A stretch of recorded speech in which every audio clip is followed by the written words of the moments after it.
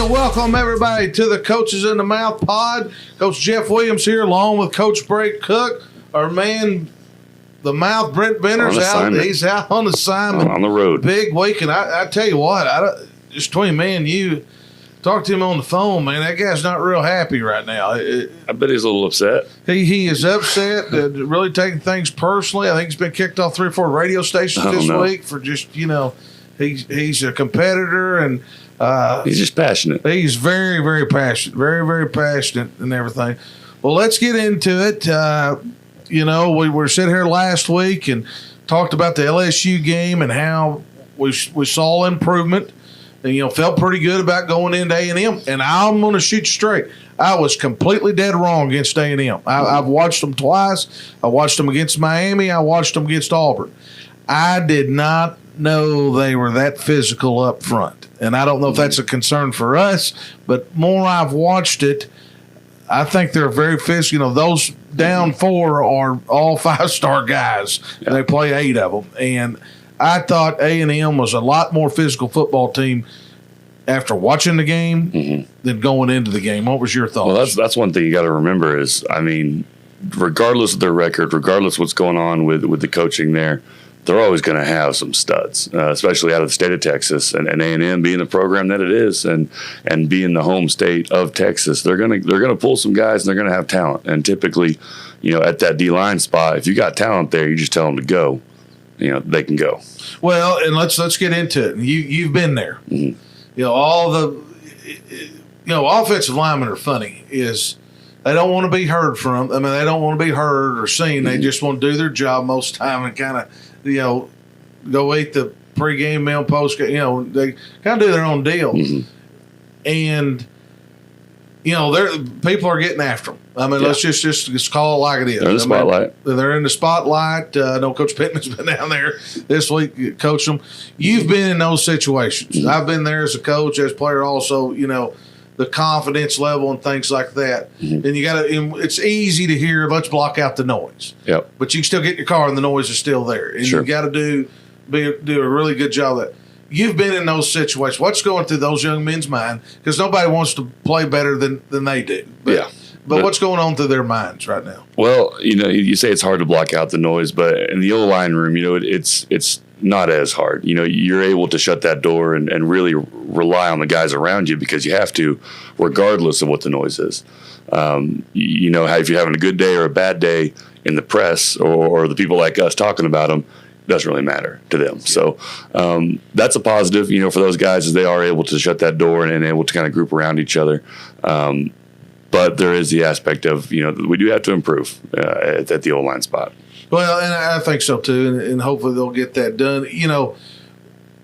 What was your takeaway? Man, I tell you what, A&M's – and I'm not an A&M guy. I'm jumping on the wagon here. They still, I sit there and watched Ole Miss too, and LSU, and they scored, 100,000 points, both of them. And then Alabama, like we talked about last week, there's no doubt they have figured out what they're doing. They're going to run the ball, play defense. Coach Saban's back. He's chewing butt on the sideline from the punter to the equipment manager. Everybody's getting in, and they're back a little bit. Mm-hmm. And one thing, so kind of go back to A&M. What was your take as far as A&M and the Hogs as a whole through the whole game? We're sitting down there on defense, and people don't understand this. Last series of the game, they're on the 1-yard line. Game's over, doesn't matter. We hold them out and show some toughness and some grit. And average fan walks away, who cares, no big deal. That's a big deal when you get back in that locker room. Huge deal. It's a huge deal not to give up in that situation because they didn't have to do that, and for them to go out there and make that stop, show some resilience. But we've got to take a step forward, and that tight end getting injured, that's going to be a big deal moving forward. You've been there, and don't sit there and don't think Coach Enos didn't have.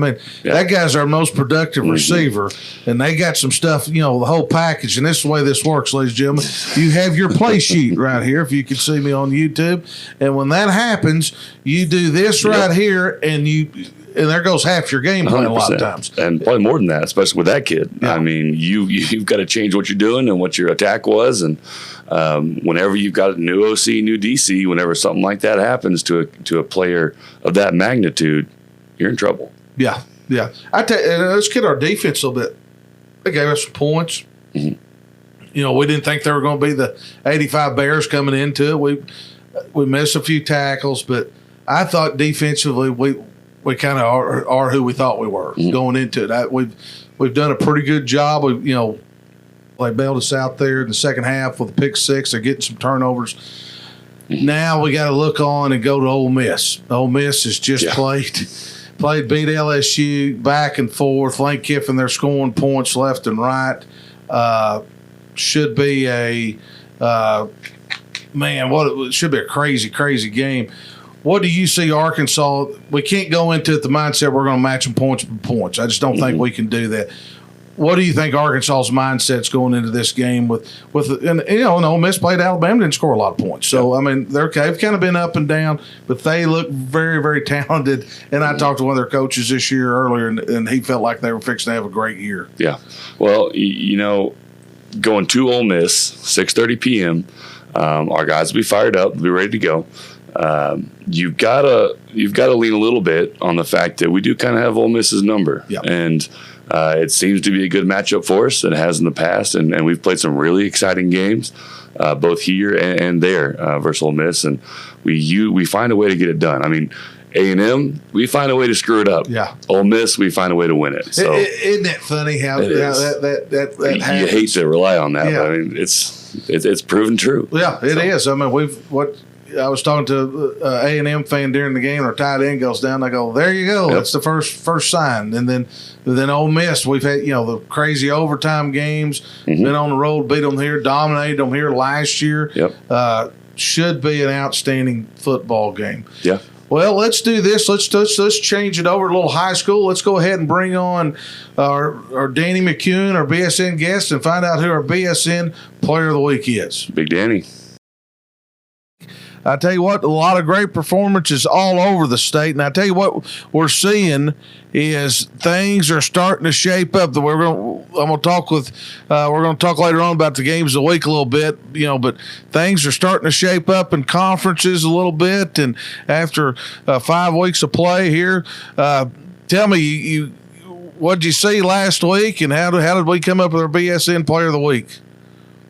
Well, I tell you what, last Friday night must have been the night of the quarterback, because we had some big time numbers put up from some quarterbacks. Sophomore at Dardanelle, Creed Vega had like 550 total yards of offense.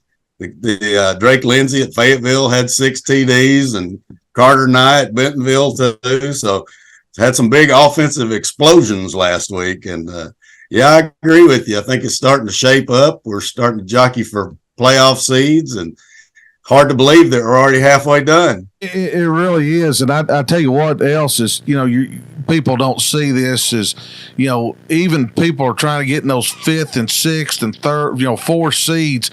There's some big games this week that could really determine that. Absolutely. Yeah. Everybody is, you're either in or out here shortly, so it's time to start playing. Exactly. Well, tell me, what'd you come up with this week? So I mentioned those 3 other guys there, and there were several other ones that were really in contention, but there was one that stood out above and beyond everybody else, and our BSN Sports Arkansas Player of the Week for Week 5 is Alma quarterback Jackson Daly. Well, he had a really big game, boy. I tell you what, Coach Bush them got to be proud of that bunch. I mean, they go in, underdogs against Farmington, and man pulls off that victory. And the Daly kid there had a big game, got good genes. I actually played with one of his uncles, and his dad was a great player at Alma also, and Adam and Lee Daly. But so he comes from good genes. Give us some stats. Well, yeah, and besides Adam and Lee, his grandfather, Marvin Daly, played for the Razorbacks back in the 70s, and Clark Moore is his uncle that played for the Razorbacks. So yeah, some pretty good bloodlines there. But, yeah, he broke some school records last week, and he rushed. He's a quarterback now, but he carried it 26 times for 320 yards and 6 touchdowns. Good. And he also threw for 156 and had a touchdown pass. So he had 476 yards of total offense. He broke the all-time school rushing record, which anybody that knows a little bit about Alma football, there have been some dudes that have toted the rock at Alma. When I think about guys like Ralph Stockmer and Richie White and even Adam Daly, his father. So big. And even beyond that, I didn't know this until I talked to Coach Bush, but he had 3 of his 5 starting offensive linemen that didn't play.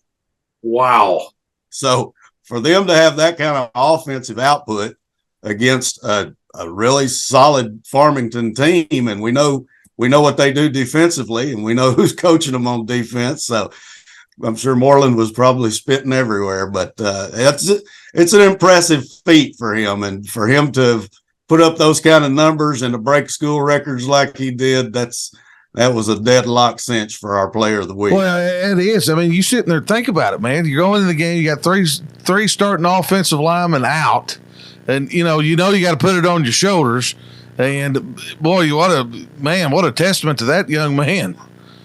Two of his touchdown runs, one was for 76 yards, the first play of the third quarter, and he had one for 90 yards. We're talking about a quarterback now. So, well, and I tell you what, they got 2 good running backs too. In Alma, they got 2 really, really good running backs. But his progression, that kid's progression, has been great all year long. Well, Danny, what we got on tap this week as far as Friday night? Got some big games.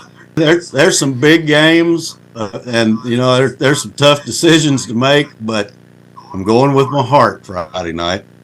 There's a rivalry game that I would not miss, and that's the Jacksonville Titans roll into Sylvan Hills, my alma mater. Oh, hometown. Yeah, hey, that's for blood. It's my chance to, if we beat Jacksonville like we're supposed to, I get to rub Mark Watley's nose in it. So that's what I'm looking forward to on Friday night. Well, that sounds like it. Win. So neither team's got to win, so somebody's going to win their first game. But that's a rivalry that goes back about 50 years. That is a big rival. It goes back way back. And you talk about 2 schools just, back to back, right? Real so close to each other, know each other. Should be a great game. Well, looking forward to talking to you Friday and see how that thing's turning out. We'll shoot you some text and back and forth. Hey, Danny, appreciate you coming on. We'll see you next week. Sounds great. Thanks, Jeff. Well, I guess you're going to be getting to see some of that player of the week this week. Oh, yeah. And Mr. Day, what a phenomenal game he had last week. And heck of a player. A heck of a player. And know his uncle and his family and I mean, football people and the kid, 6 touchdowns is amazing. Well, let's do this. The mouth is out this week. And so we're going to have to bring him on. We're going to bring Coach Daryl Fimple back on, our guest picker last week. Huge hit. He's fired up. He's been studying. He's got all kinds of numbers on.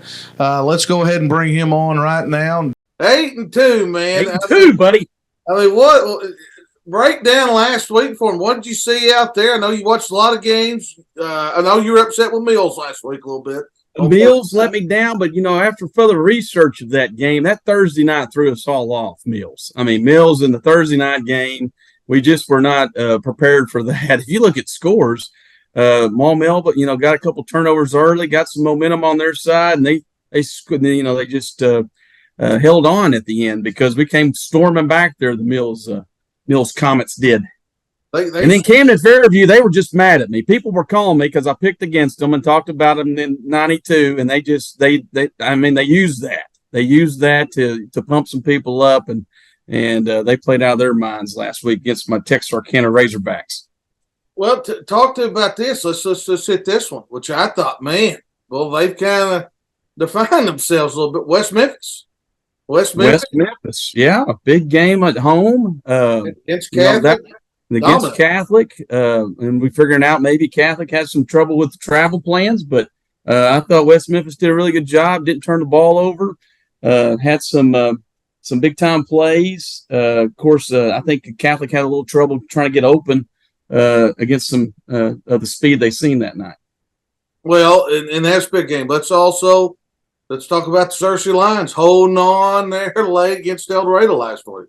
Yes, once again, have no problem scoring, and that's what I'm seeing around the state. We're not having a lot of teams that are having trouble scoring. I mean, you see some big crooked scores up there. I don't know if we've got some defense coordinators maybe in their first year in their roles, but I'm sure some of them's got the hot seat.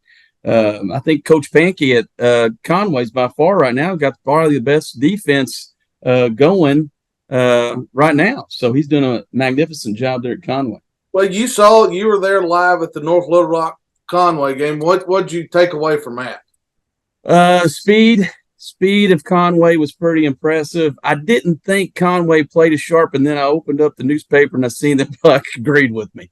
I didn't think they got to 212. I think they were hovering around like 210 because I thought they got a little lackadaisical. Sometimes kids read newspapers. It's kind of hard to get, 16 to 18-year-old kids all lined out every night. But once again, they're pretty impressive, really good up front. Both tackles did a great job of pushing ends out, and I thought they did a really, really good job. Well, all right, let's get into it. Got some big games this week. Let's start over in Eastern Arkansas. The Mouth's not here this week. Obviously, he's on assignment. Got a big week this week. Let's go. We got East Poinsett County at Cross County. You should have some insight on this one. The Mouth and Grandma Na took Cross County. Who you got on this one? Well, let me set here my notes here. You got me a little on this one. I've got EPC, the Warriors of EPC, winning this one. Cross County's doing a great job. Heck, they just built that program from Fields. Dr. Nathan Morris is their superintendent there at Cross County. He's making changes. He knows how important athletics is, especially to a small community. But EPC is going to be too much for them offensively. They've got some game changers on that side of the football, and I look for the EPC. That's a great town too, La Ponta. I mean, where are you from? I'm from La Ponta. I think that's going to be worth 7 points in itself. So I'm taking EPC in that one. La Ponta. We refer to it as Lepanto over there. La Ponta, my bad. I talked to 1 year. Billy Donovan was recruiting Kayvon Allen from North Little Rock, and he was making that trip quite often, looking at the Monk boys, and he couldn't understand how that school was just in the middle of nowhere. He said it was kind of scary, but it was the travel. Well, I'm gonna stick with EPC also. All right, staying in 2A a little bit. England at defending state champion Hazen. The Mouth took Hazen. Grandma Na took Hazen. I'm gonna take Hazen. Who you got? I've got Hazen too. The Hornets are off to an unbelievable start once again. Really hard to beat at home. They've got some weapons too all over the place. You can't beat playing at home against an England bunch. It's got some big playability, but they've kind of struggled stopping people. Well, and I think Hazen's got a great football team playing at home this time of year. They're ready to roll. Here's a game so surprising. If you hadn't really been keeping up with it, you think, why is this game on? Mansfield at Charleston. Mansfield has been they got a great quarterback rolling up points all year long. Got to travel to Charleston. They've been up and down a little bit in the non-conference part of it. Now we're down to conference play. Talk to me. Well, Charleston, historically really, really good program. They've scored 129 points, given up 128, which is not a great number out there. Their non-conference schedule was pretty difficult. Mansfield, they do play Mansfield at home. It's kind of a cluster too at the top of that conference with Mansfield. Everybody's waiting for Boonville too, but Mansfield has been dominant. They've scored 254 points and given up 23 points. For God's sakes, who's that guy on that side of the ball? He's doing a magnificent job. Greenland, they went and played Greenland, beat them 65-0. If you were a fireworks salesman that night and you scored, you made a lot of money there for Mansfield. So Mansfield is ready to shoot cannons in the whole 9 yards because, like I said, they can score a ton of points. So I'm going to take Mansfield. Going with Mansfield. Coach Williams going to stick with Charleston. I just think tradition. But I tell you got to keep an eye on that Mansfield team because they're explosive.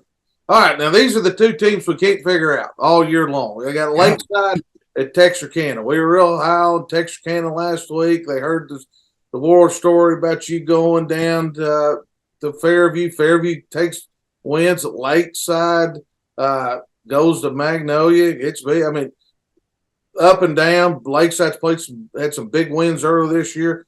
Mouse taking Texarkana. Grandma and Oz taking Lakeside. Who you liking this? Well, this one's interesting too, and what a heck of a conference! You got that conference there. Of course, everybody's kind of juggling from second to fifth. To tell you the truth, because you got Parkview in that league, which is on a whole different level, and they've shown it so far. But I think I'm going to take Texarkana.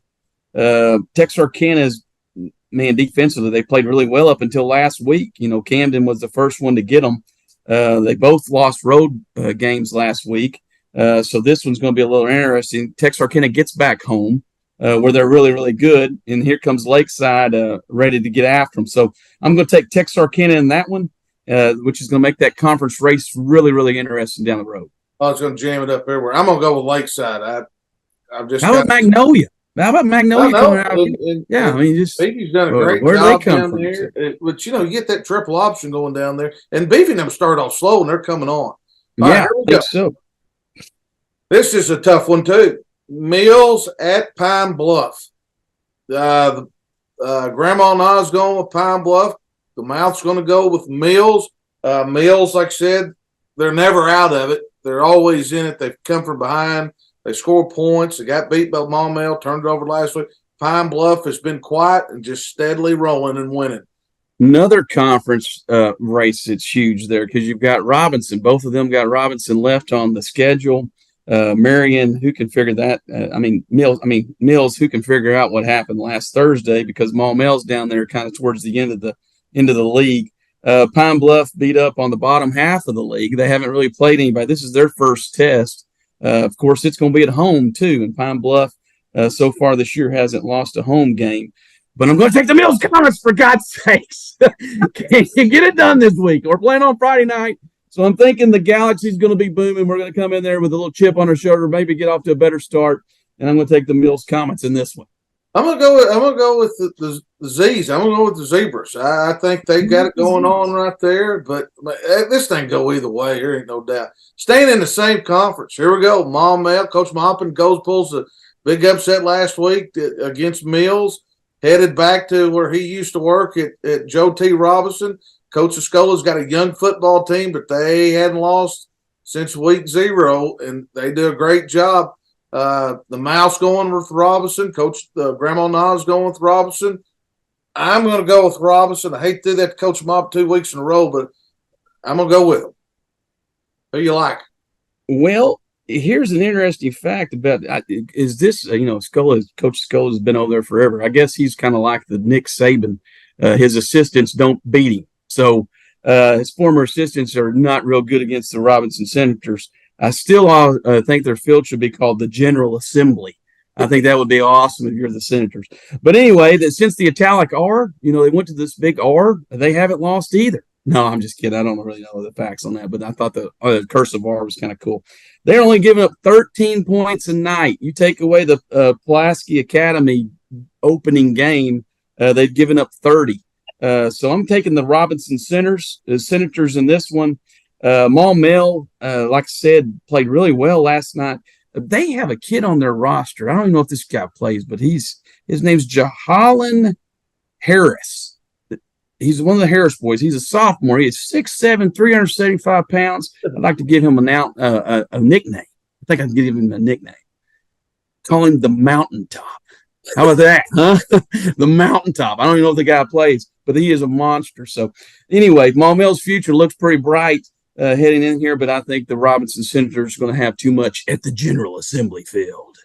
Well, let's go over to the 6A East. The new line offense, Searcy came because Zach Clark pulls out a win over El Dorado last week. Marion hosted Benton, and that didn't turn out real good. Benton looks pretty dominant in that. I think Benton has shown some people and they're good from 7th grade up. They have really built a program over there on that part of Saline County, which is pretty amazing because now you got both of those guys going. Well, here's who we got. The Mouth has Marion. Grandma Nas taking Marion.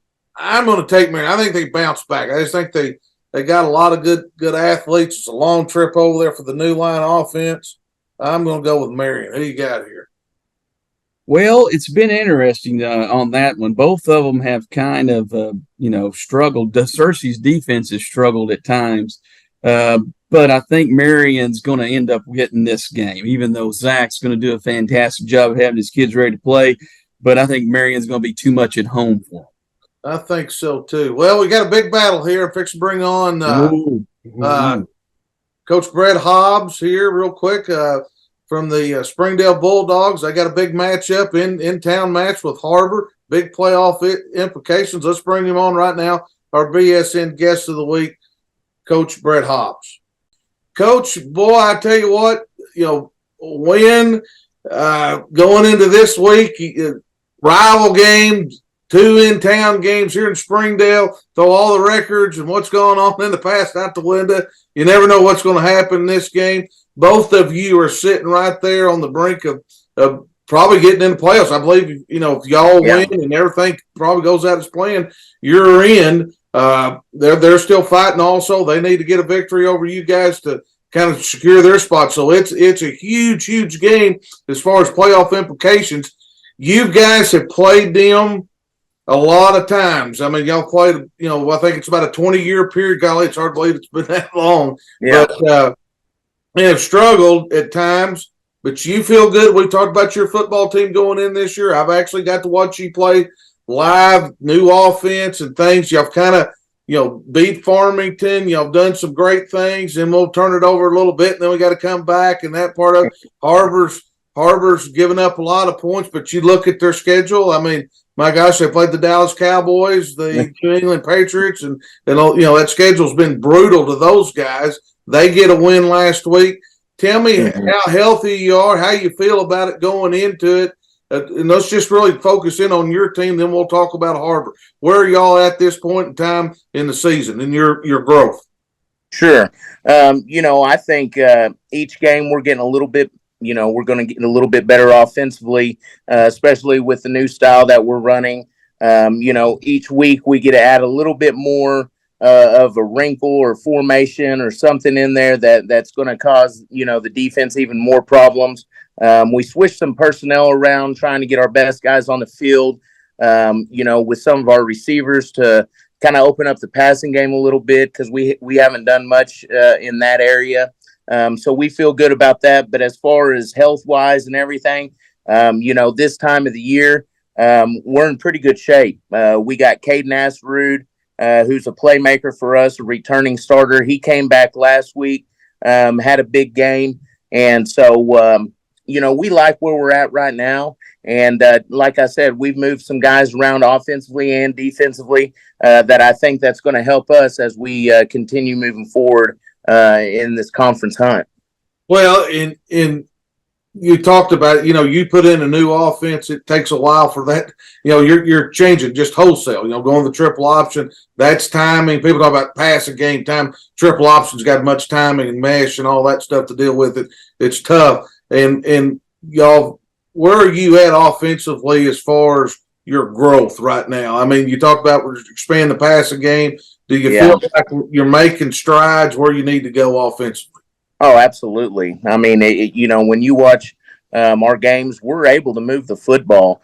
Our biggest Achilles right now is ourselves. I think you mentioned before, turning the ball over. That's the biggest thing for us, ball security. And it hasn't been a lot of, pitching it on the ground. It's been more with the mesh and everything. And, switching to a new offense, we knew there was going to be some hiccups. But I'm telling you, I couldn't be more pleased as far as, the growth, from when we started and how quickly we were able to transition. And that just, goes to show you what a great job Coach Bray and Coach Hahn and those guys that we brought in. We're not dabbling in the option game. I mean, we're majoring in it. I mean, wholesale. And I think it's, been beneficial for us and, with our personnel and type of players.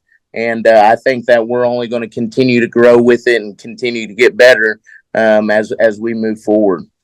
Well, talk to us this. So let's turn the page here and look at Harbor. Started off really slow, gave up a bunch of points. They've got a young football team. Everybody knew it going into it. Got their first win last week, impressive win over Heritage. What do you see on film with those guys? They are scoring points, and so what are you seeing? Offensive, defensively, and what do you have to do to beat these guys? Yeah, that's the thing. They played an extremely hard non-conference schedule, and one thing I'm seeing is their growth and how much they're improving each week. You watch the Mustang Oklahoma game, you watch the Bentonville game, and they're able to score points, move the football. I tell you, their offense, I've been really impressed as far as watching them.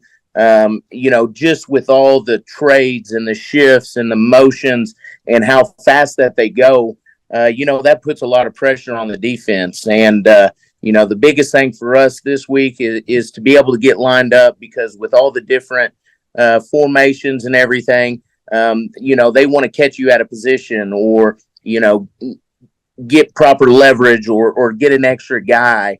And so that'll be our biggest, hurdle as far as defensively, is make sure that we're getting lined up, but then also, we've got to be able to tackle and, not give up the big play. I think offensively, I feel good going in to each game offensively. I think that, we're going to be able to move the football. I think that we do have some depth at our slot and our fullback position.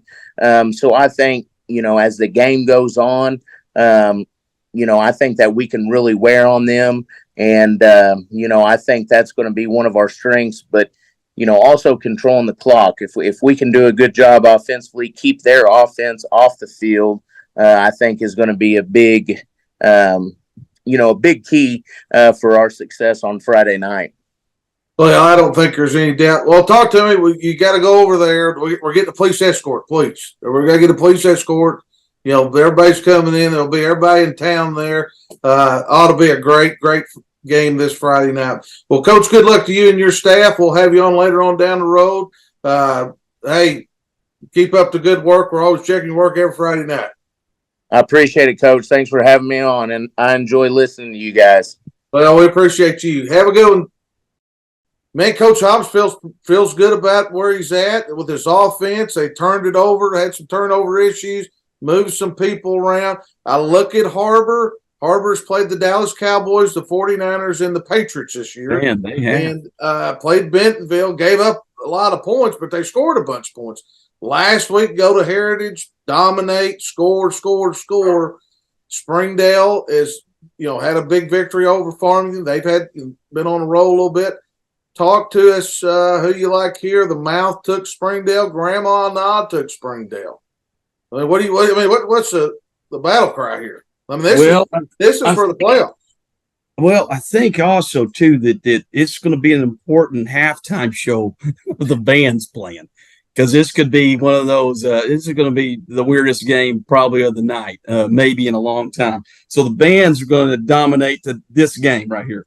But what I've got for you, though, is Springdale has only scored 112 points to 178. That's the thing about Harbor. They've scored points, but, man, they have given up 262 points. But like I said, they played Bixby, which might be the number one team in the entire country. So Harbor is interesting in the way that they've played their conference, their non-conference schedule. I don't know who set that up for them, but that was not a good. That's what happens when you have a really good team and you sign a 2-year deal. Yes. They always get they forget graduation. Sometimes you need to fluctuate what you've got there on the contracts. And, Springdale played really well. Of course, they played Conway early on and got blanked. I think the only thing they won that night was the coin toss, and I heard that it was a double-sided coin. So this one's going to be an interesting game. Fireworks sales could be at all-time high on some side or the other. I think Springdale could make it interesting if they could hold on the ball and sustain drives. But I'm going to take Harbor in this. I'm going to take Harbor. I think this is real difficult, and I'm fixing to do something I did earlier this year. I had all summer Parkview beating Bryant, and then I changed it at the very end. And kind of this summer, I've had Springdale beating Harbor, but I don't know if Springdale can score enough points. I mean, they can do it with the control in the game. And Coach Hobbs feels good about it. I'm going to go with Harbor Wildcats. I am, and plus they've won a lot of them in a row. Yeah, that's very, very true. It's tough. It's at Harbor, even though it's across town. It's at Harbor. It's at Harbor. That could be something too that plays an effect. I don't really know. This is a straight spinner game. You just spin this one around, and you can come up with 500 different ways of who's going to. I guarantee it. It's going to be one heck of a pillow fight. But anyway, I think it's going to be. I mean, you're talking about playoff implications. There's huge. Oh gosh, Seals are fake. Yeah. All right, here we go. Staying in the 7A West, Fayetteville last week beat Rogers. I believe 49-42. Gave up some points. Had the boys on last week. We gave up some points, but they end up getting a win. They've got to travel to Southside. Southside got beat last week 50-35 again at Bentonville. They're playing at home. Look pretty healthy. Southside does. Both teams do. Do you like it? The Mouth is going to go with Fayetteville, which the Mouth always picks Southside, but he picked Fayetteville this time. He's learning. He's trying to win. He's probably tired of losing. He's tired of being Grandma Nah took Fayetteville. I'm going to take Fayetteville, which just kills my soul, but I will take Fayetteville over the Mavericks. Who you got? The Mavericks. Here's what I've got for you. I got some numbers. I got Fayetteville averaging 52 points a game. That means if you don't score 53, you don't win. That's what that means. 52 points a game. And last week, Southside gave up, what was that? Oh, my God. C.J. Brown, the Razorback signing, he had 7 catches for 215 yards. That's somebody's season. That's a slot guy's season he had against the Mavericks. I don't think the Mavericks have an answer for getting to Lindsey. Lindsey's, Power 5 quarterback. I'm taking Fayetteville by quite a lot right here. This could be one of those statement games. But once again, Southside, they're playing themselves into that. They're getting their hardest part of their schedule done in the conference. They're getting into a stretch of about 4 games where they're very winnable. They could end up being 4th in that league. Oh, I think so. I think so. Could get a home playoff game. They really could be. And if anybody on that side learns how to play defense, they might win a state championship. Just saying. Just going to throw that out there. Throwing it out there. Some suggestions from the cheap seats. I like it. I like it over there. All right. The last game is this was a crazy game last year. Cabot at Conway. The Mount's taking Conway. Obviously, Grandma Nah loves her some Buck James and Conway Wampus Cats. Man, Cabot struggled this year. This was a difference game last year. I mean, it really sailed Cabot up for a great season.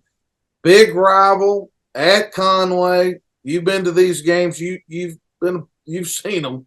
Very intense rival. Matter of fact, I'm going this week. I'm going to go watch this game. You're going to watch. Okay. Me and Coach Stanley, we're going to go check this out. Just get that guy down there by the track somewhere and get him in the chair, and we can watch this game from the sideline. But yeah, I think Bucks probably woke him up a little bit this week. I'm sure practice was phenomenal. I'm sure there was a lot of come to Jesus about last week. I knew he was unhappy. That's what championship coaches do. They drive kids the right way, and I think that's the way that he's been so successful. So I look for Conway to be fired up. Bless Cabot's heart. And Cabot's just don't, the quarterback did so much for him last year in the run game. And, it's hard to account for that.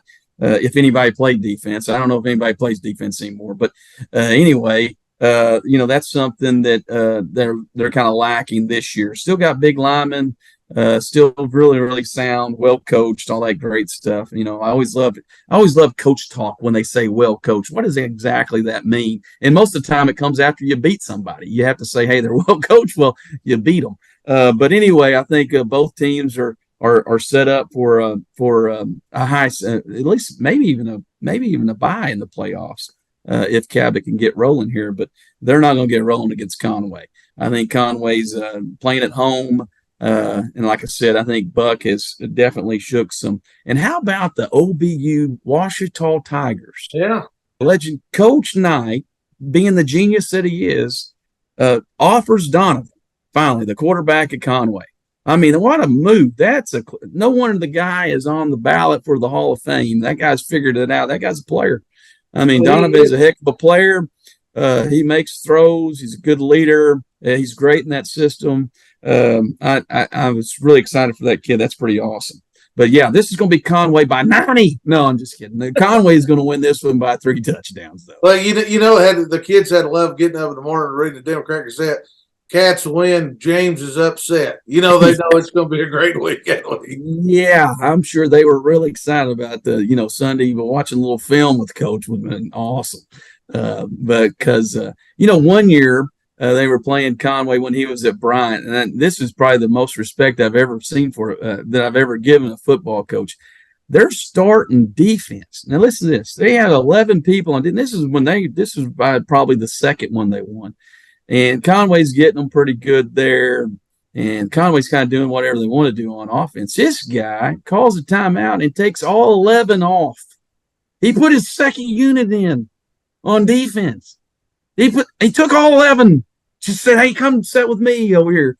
I mean, that happens in basketball all the time, but I've never seen a football coach literally take his first string defense off in a very meaningful game just to prove a point. And guess what? They didn't give up another point the rest of the night. So I'm figuring practice went that way for Buck. Well, I'm sure they'll be ready to go. Hey, man, appreciate you coming on again. Hopefully we'll have the mouth back next week and be ready to roll. No problem, man. It's awesome. This is awesome. Keep it up, man. We'll see you. Hey, be hollering at me. Text me during the Cabot Conway game. Keep me up to date. I will. Right, we'll give you some insights there. See you guys. See you, man. Man, Coach Fipple is fired up about his picks this week. Yes, he is. My gosh. He is ready to roll, spitting out numbers. It's been interesting. He went 8-2. We might have created a monster here. You might have, Coach. Just never I'm know. a little nervous about it.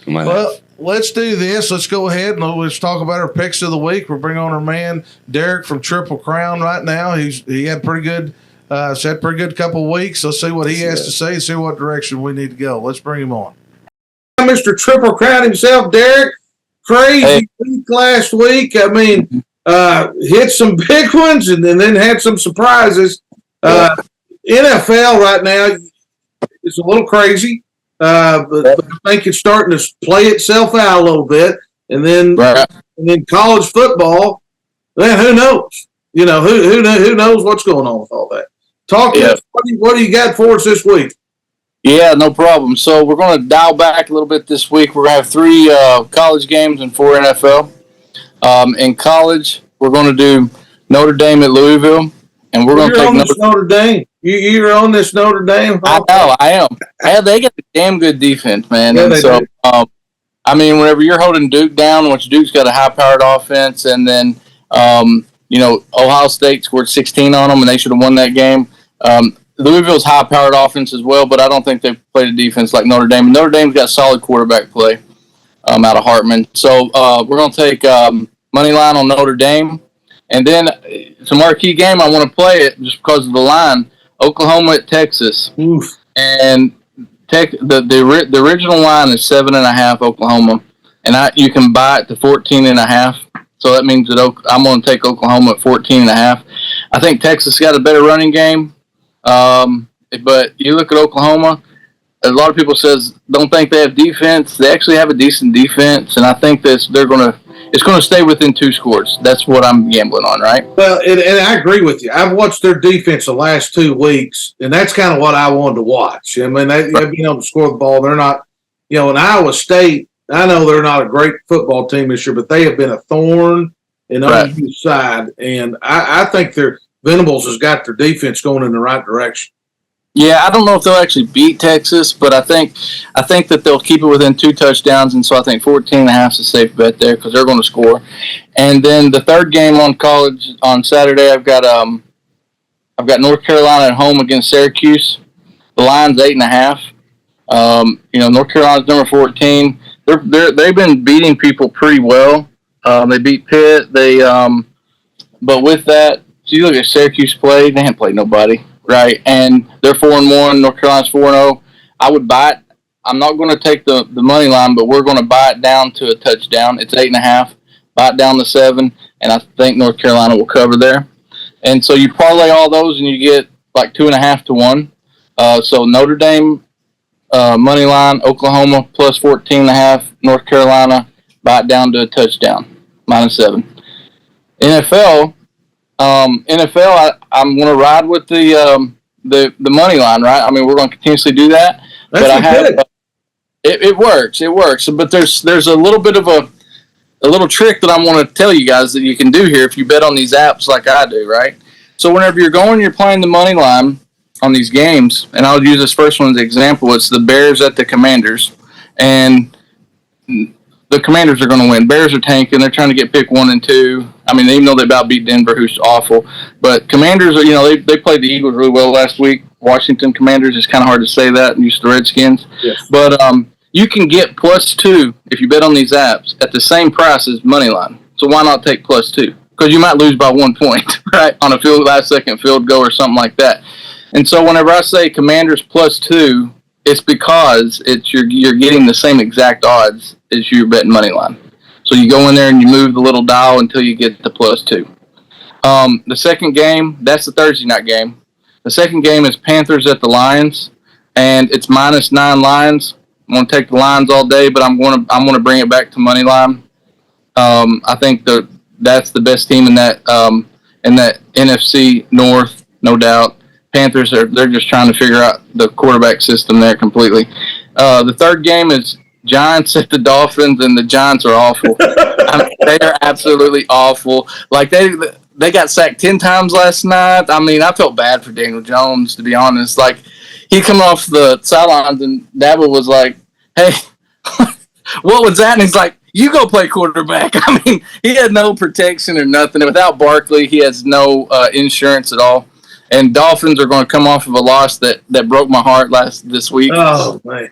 But it was turnovers. I mean, I think Dolphins and Bills, they play again, and it can be a tight game, and it's all about who doesn't turn the ball over. Dolphins turned it over way too many times, couldn't convert on 4th down.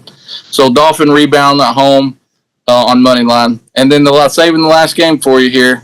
It's probably the best matchup of the day. It is. It's going to be Don't even say it. Don't even say it. You're Jesus. Yeah, Cowboys at the 49ers, right? But with it, I'm taking 49ers +1 because you can get the odds are too good at home. I think 49ers best team in football. Cowboys got incredible defense. Hell, their defense has scored more points than their offense, right?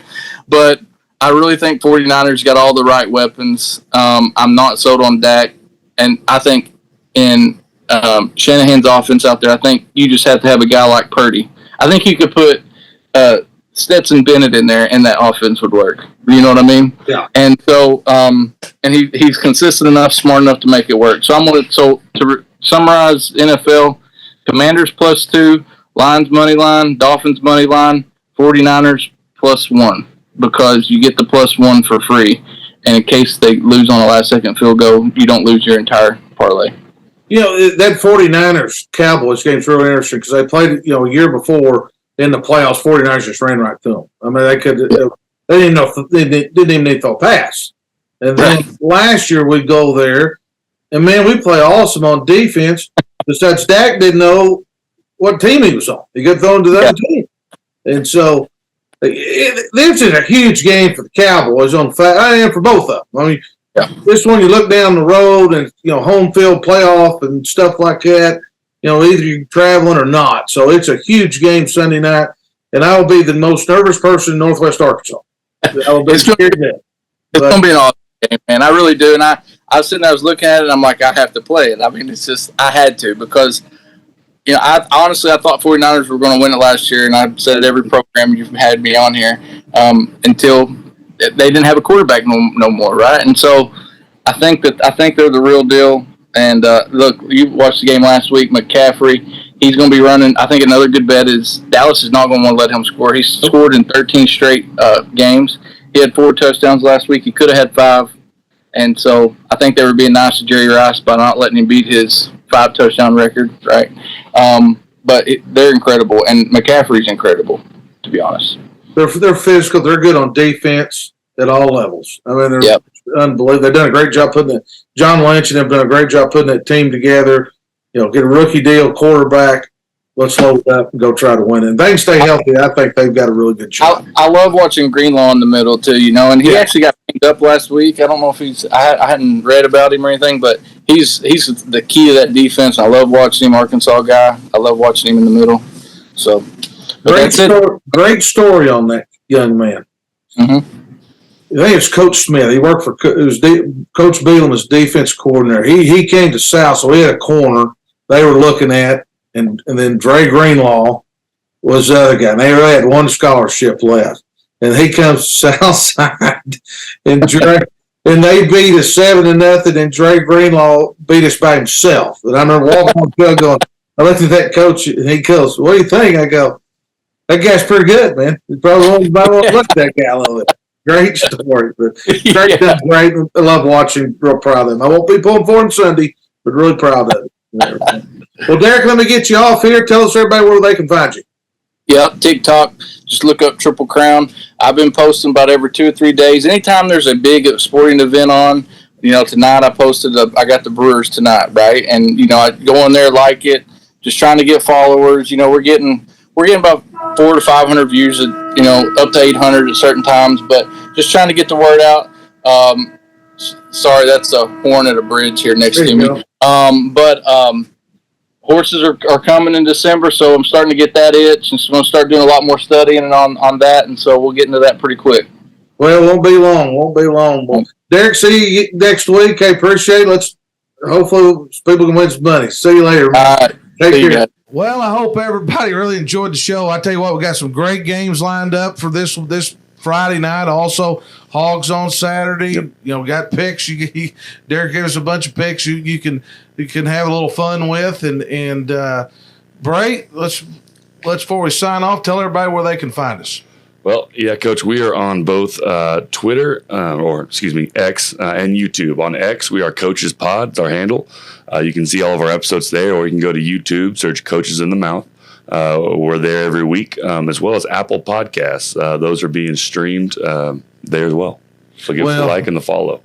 Give us a like and follow, and do a little subscribing, and we'll be good to go. Like, follow. Yeah. Well, I can't wait for next week. Things are starting to shape out in conferences, and we'll see where we're at with the Hogs and all that part of it.